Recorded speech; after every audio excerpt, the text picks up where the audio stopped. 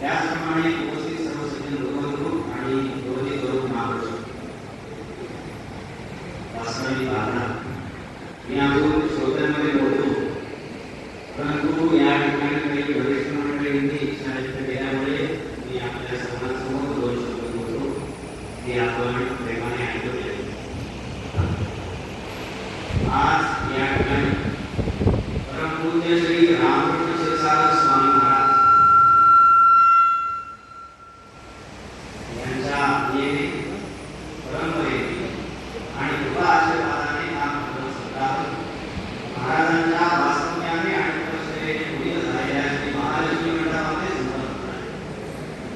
माझ्या माहितीप्रमाणे महाराजांनी परंपरा सुरू करून साधारणतः 40 वर्षाचा काळ उरलेला आहे. आज इतक्या कालावधीनंतर देखील तेवढ्याच भक्तिमय वातावरणामध्ये हा सोहळा संपन्न होणं ही देवाची आपल्यावरती कृपा. आपल्याकडे नवविधा भक्ती सांगितली आहे आणि त्या नवविधा भक्तीमध्ये हा श्रवण भक्तीचा प्रकार सांगितलेला.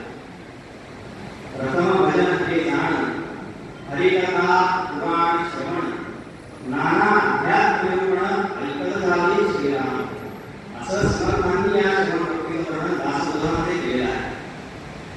आणि अशी ही श्रवण भक्ती आज आपण सर्व लोकांनी या ठिकाणी एकत्र येऊन अत्यंत पावित्र्याने प्रसन्न अंतःकरणाने आणि दृढ भक्ती भावाने केलेली आहे. माझ्या दृष्टिकोनातून अशा प्रकारे देवाची सेवा होणं किंवा देवाची भक्ती होणं ही आपल्या क्षमतेच्या बाहेरची गोष्ट आहे. केवळ आपले गुरु साधने अशा प्रकारे सेवा करून घेत असतात, तेव्हा आपण सर्वांनी या ठिकाणी केलेली भक्ती ही आपले गुरु आपल्यावरती प्रसन्न असल्याचे साक्ष आहे. माझ्या कल्पनेप्रमाणे महाराजांनी ही परंपरा सुरू केल्यापासून आजपर्यंत शास्त्रीच्या मार्फत या भागवताचे निरूपण या ठिकाणी होत आले आहे.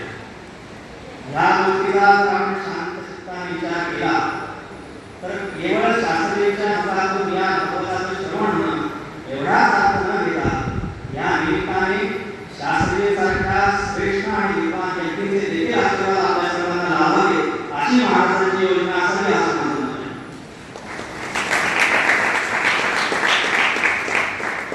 आपल्या सर्वांकडून उत्तरोत्तर अधिकारी प्रमाणात गुरुचरणांची सेवा करावी आणि आपल्या सर्वांना जीवनामध्ये श्री दत्तात्रेयांचे अखंड कृपा आशीर्वाद प्राप्त व्हावे अशी मी श्री